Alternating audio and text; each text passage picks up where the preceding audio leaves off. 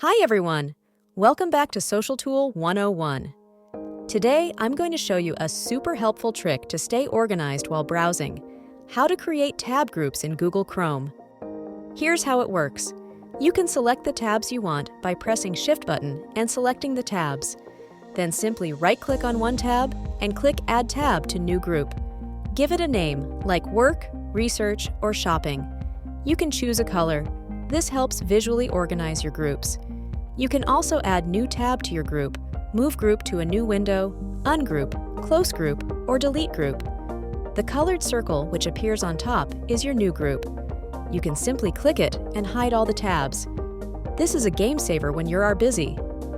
Simple as that! Tab groups in Chrome make multitasking and managing tabs so much easier. If this video helped you, don't forget to like, subscribe, and hit that bell icon for more simple tech tips. Got any Chrome tricks of your own? Drop them in the comments. See you in the next video.